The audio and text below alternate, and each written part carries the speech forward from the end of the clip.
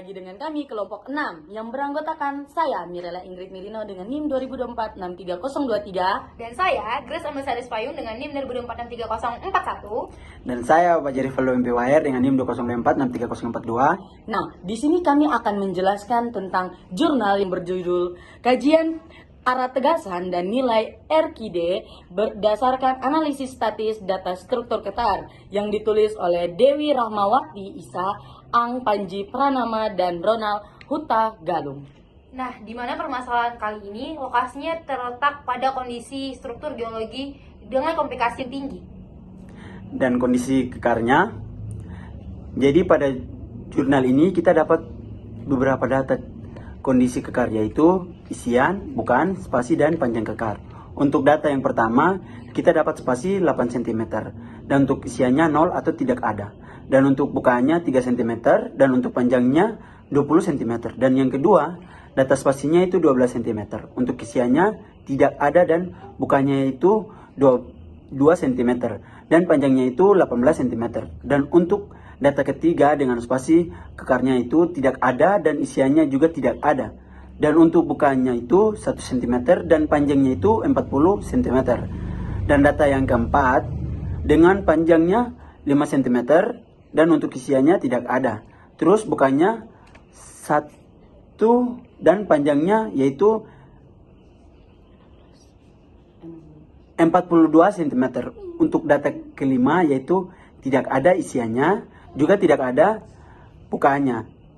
Isiannya ada 1 cm dan panjangnya 16 cm. Untuk bukanya 1 cm, panjangnya itu 17 cm. Guys, saya jenis kaki kram sekali, Bapak Luis, saya kram. Nah, seluruh data kekar yang diambil dari Pelabuhan Kota Gorontalo dilakukan pengukuran detail dengan kompas geologi. Nah, secara analisis statis disajikan pada tabel 1 seperti di atas, dan tabel 2 dijelaskan tentang pengukuran data yang berisikan frekuensi kekar berdasarkan arah seperti di atas lagi.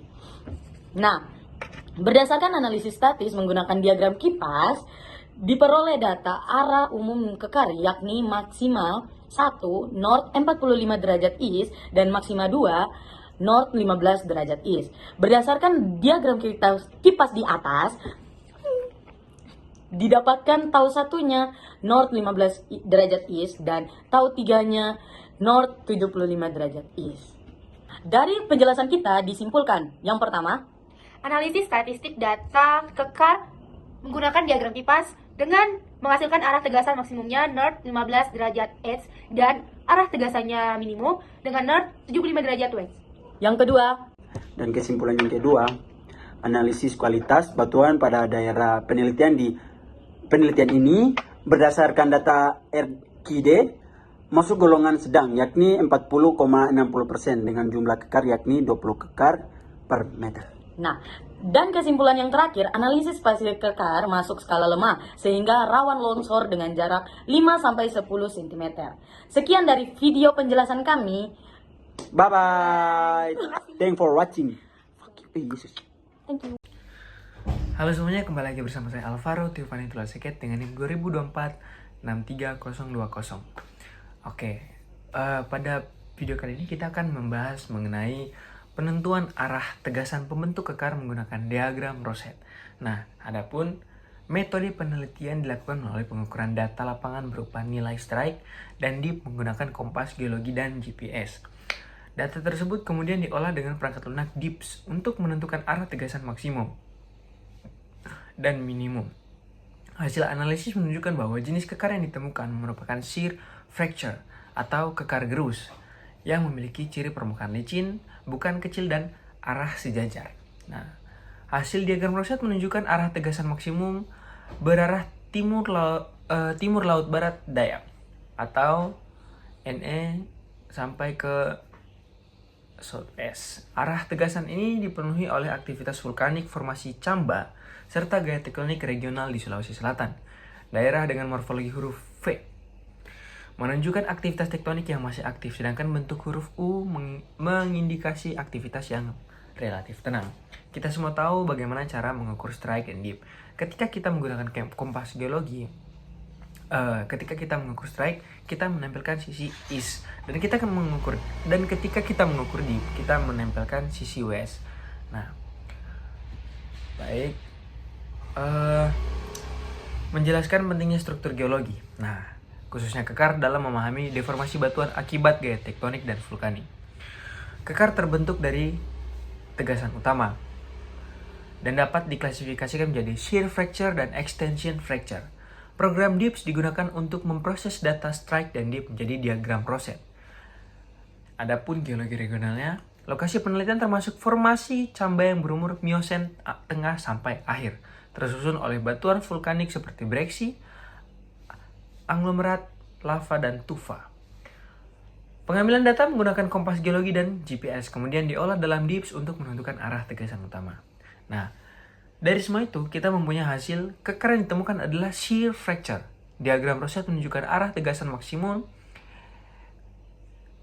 northeast sampai southwest yang mencerminkan pengaruh aktivitas vulkanik dan tektonik di daerah tersebut.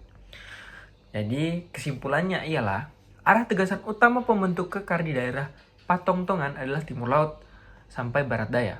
Faktor utama yang mempengaruhi adalah aktivitas vulkanik, formasi Camba, dan gaya tektonik regional. Penelitian ini menunjukkan bahwa kekar dapat digunakan sebagai indikator arah tegasan regional. Diagram Rosette menjadi alat efektif untuk memvisualisasikan pola kekar dan membantu analisis kestabilan lereng, eksplorasi geologi, serta penentuan zona lemah batuan. Integrasi data lapangan dan analisis komputer atau DIPS meningkatkan akurasi pemetaan arah dan tegasan. Sekian pembahasan kita mengenai jurnal penentuan arah tegasan pembentuk kekar menggunakan diagram Rosette, daerah Patongtongan, Sulawesi Selatan. Saya Alvaro Tevan Pleseket, semoga bermanfaat. Shalom, saya Marta Syalamita Syagian dengan NIM 2024-63007. Di sini saya akan meringkas dan menjelaskan sedikit tentang jurnal yang berjudul Penentuan Arah Tegasan Pembentukan Kekar menggunakan diagram Rosette dalam studi kasus daerah Patotongan, Sulawesi Selatan. Ada tujuan penelitian yaitu menentukan arah tegasan utama yang membentuk kekar atau retakan pada batuan tanpa pergeseran di daerah Desa Patotongan, Kecamatan Mandai, Kabupaten Maros, Sulawesi Selatan. Di sini ada 3 metode. Yang pertama, data hasil pengukuran strike dan dip atau arah kemiringan pada bidang kekar di lapangan. Terus yang kedua, alatnya yaitu kompas geologi dan GPS. Dan yang terakhir, yang ketiga, analisis. Analisis data diolah menggunakan program DIPS untuk membuat diagram Rosette yang menunjukkan arah dominan kekar dan tegasan utama. Jadi di sini ada hasil penelitian, yaitu jenis kekar yang ditemukan adalah shear fracture atau kekar gerus. Itu ditandai dengan adanya permukaan licin, rekahan sejajar dan berpasangan, dan yang terakhir bukan kekar kecil. Selanjutnya, berdasarkan diagram Rosette, arah tegasan maksimum adalah timur laut sampai barat daya. Arah ini terbentuk akibat aktivitas vulkanik pada formasi Camba serta dipengaruhi juga oleh gaya tektonik. Jadi di sini ada 3 kesimpulan yang saya dapatkan, yaitu kekar di daerah penelitian didominasi oleh shear fracture atau kekar gerus. Dan yang kedua, tegasan utama berarah timur laut sampai barat daya, berkaitan dengan pembentukan formasi Camba akibat aktivitas vulkanik dan tektonik. Dan yang terakhir yaitu yang ketiga, penelitian lanjut dengan data geofisika disarankan untuk mengetahui struktur bawah permukaan secara lebih detail. Dan di sini ada makna dari diagram Rosette. Diagram Rosette adalah grafik berbentuk bunga mawar yang menunjukkan arah dominan rekahan atau strike pada batuan. Dengan diagram ini, penelitian bisa menentukan arah gaya utama yang bekerja saat batuan mengalami deformasi. Sekian penjelasan singkat dari saya tentang jurnal penentuan arah tegasan pembentuk kekar menggunakan diagram Rosette. Sekian dan terima kasih. Ringkasan dan penjelasan jurnal penentuan arah tegasan pembentukan kekar menggunakan diagram Rosette atau studi kasus daerah Potongtongan, Sulawesi Selatan. Penelitian ini dilakukan di daerah Potongtongan, Kecamatan Mandai, Kabupaten Maros, Sulawesi Selatan, yang termasuk ke dalam formasi Camba. Tujuannya adalah untuk menentukan arah tegasan utama yang menyebabkan terbentuknya kekar pada batuan daerah tersebut dengan menggunakan diagram Rosette dan program DIPS. Hasil diagram Rosette menunjukkan arah tegasan maksimum berarah di timur laut dengan barat daya. Arah tegasan ini dipengaruhi oleh aktivitas vulkanik, formasi Camba, serta gaya tektonik regional di Sulawesi Selatan. Daerah dengan morfologi huruf V menunjukkan aktivitas tektonik yang masih aktif, sedangkan bentuk huruf U mengindikasikan aktivitas yang relatif tenang.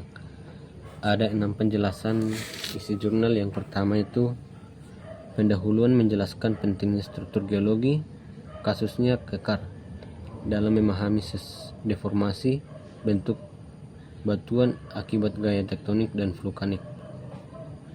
2. Dasar teori.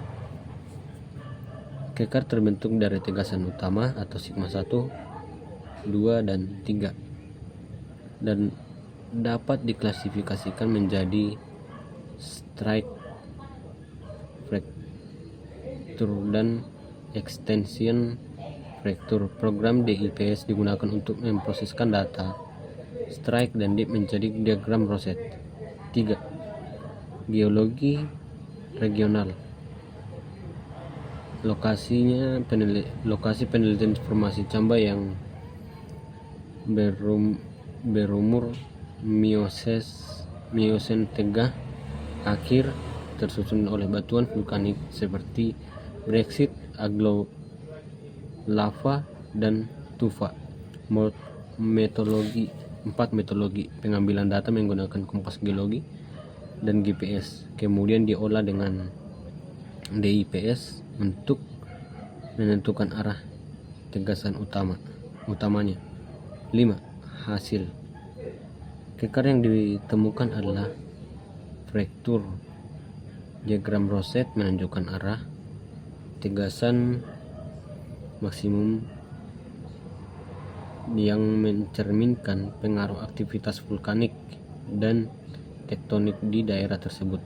6. Kesimpulan. Arah tegasan utama pembentukan kekar di daerah Potongtongan adalah timur laut dengan barat daya. Faktor utama yang memengaruhi adalah aktivitas vulkanik, formasi Camba, dan gaya tektonik regional. Makna ilmiah dari jurnal tersebut adalah penelitian ini untuk menunjukkan bahwa kekar dapat digunakan sebagai indikator arah tegasan. Diagram Rosette menjadi alat efektif untuk memvisualisasikan pada pola kekar dan membantu analisis kestabilan lereng, eksplorasi geologi, serta penentuan zona lemah batuan. Integrasi data lapangan dan analisis komputer atau DIPS meningkatkan akurasi pemetaan dan arah tegasan. Halo semuanya, perkenalkan nama saya Manuel Saribab dengan NIM 2022-63001. Kali ini saya akan mereview jurnal yang berjudul Kajian Kestabilan Lereng Batuan menggunakan klasifikasi massa batuan, metode elemen hingga, dan analisis batuan jatuh yang ditulis oleh Satrio Wibowo dan tim dari Universitas Padjadjaran tahun 2018. Penelitian ini berangkat dari permasalahan kestabilan lereng akibat pemotongan massa batuan di area tambang. Kondisi ini dapat menimbulkan risiko longsor yang membahayakan pekerja infrastruktur, terutama di lokasi kuari PT Widaka Indonesia, Kecamatan Jelekong, Jawa Barat. Tujuan utama dari penelitian ini adalah untuk mengetahui karakteristik massa batuan, kestabilan lereng, serta potensi batuan jatuh. Analisis dilakukan menggunakan 3 pendekatan, yaitu klasifikasi massa batuan dengan metode RMR dan SMR, analisis kinematika untuk potensi jenis longsoran, serta metode elemen hingga untuk mensimulasikan perpindahan lereng. Simulasi batuan jatuh juga dilakukan untuk memperkirakan jangkauan batuan yang mungkin terlepas dari lereng. Lereng dibagi menjadi 3 segmen, yaitu SC1, SC2, dan SC3. Segmen SC1 dikategorikan very good rock, SC2 fair rock, dan SC3 good rock. Dari simulasi elemen hingga, seluruh lereng yang dinyatakan stabil dengan perpindahan maksimum yaitu 34 mm. Namun, simulasi batuan jatuh menunjukkan bahwa dapat terlempar sejauh 3,1 meter dari kaki lereng. Kesimpulannya, penelitian ini menunjukkan bahwa secara umum lereng berada dalam kondisi stabil. Namun untuk mengurangi risiko batuan jatuh, peneliti merekomendasikan pembangunan ditch selebar 4,6 meter dan kedalaman 1,2 meter serta pemasangan pagar kawat atau dinding penahan sejauh 6,2 meter dari muka lereng dengan tinggi 3 meter. Penelitian ini memberikan informasi penting dalam penerapan analisis geoteknik guna meningkatkan keselamatan kerja dan perencanaan infrastruktur di area pertambangan. Terima kasih.